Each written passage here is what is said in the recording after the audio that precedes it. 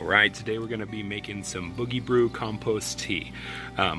There's not a lot of videos out there about people using this for their vegetable gardens, but the few that I've seen, it's worked really well. I heard about it from John Kohler, Growing Your Greens. If you haven't checked out his channel, definitely make sure you go over there. He's a wacky guy, but he has a lot of amazing info. So basically, at its base form, this comes in two parts: the Boogie Boost and the Boogie Base. So we use a half a cup of the Boogie Boost and a half a cup of the Boogie Base to about 5 gallons of water. We've got the air stone in here because we want this to be an aerobic compost tea with oxygen infused. Compost teas used to be anaerobic, to where they didn't have the active oxygen pump in there, and apparently you get much better results like this. So I've actually already mixed up the half parts. Comes with this little burlap sack here.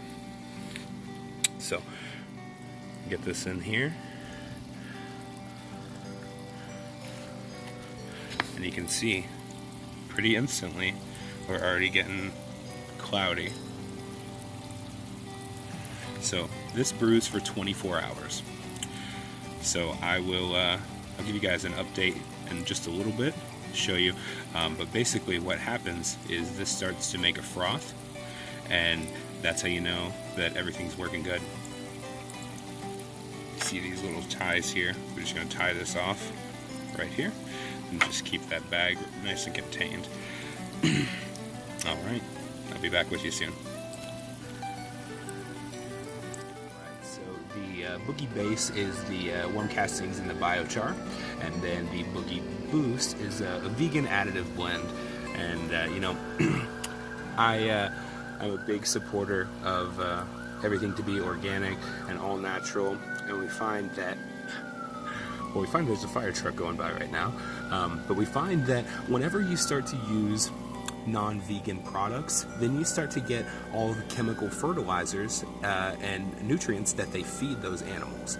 So you kind of lose the benefits of being organic if you're not using a vegan base, in my opinion. So just going to show you. So this is the vegan base on the left here, and this is the biochar and the worm castings. Amazing stuff. Now, one more thing. I'm just going to walk over here and show you guys. This is a chlorine filter that is mandatory if you're doing live cultures, because we don't want it to kill anything. So remove that chlorine. So our tea's been brewing for about 2 hours now. You can see the amount of froth that we're starting to see here. That is nowhere near what we're going to see whenever this is done. So I'll check back with you tomorrow morning and show you how it's going. Alright, so our Boogie Brew Compost tea has been brewing now for about 21, 22 hours. So we're going to let this go another few hours. Now, one thing that is critical is that you brew this for 24 hours. You don't brew it for any less, you don't brew it for any more. You know, not much more, you know, a little bit in either direction. Should be fine. But the main reason is that there's only a finite amount of food in here for our live cultures. So whenever you pass the 24-hour point, you have peaked at the feeding point. And so anything after 24 hours starts to go downhill because there's less food available. So you need to brew it for 24 hours, and you need to use it within 2 to 3 hours of brewing it.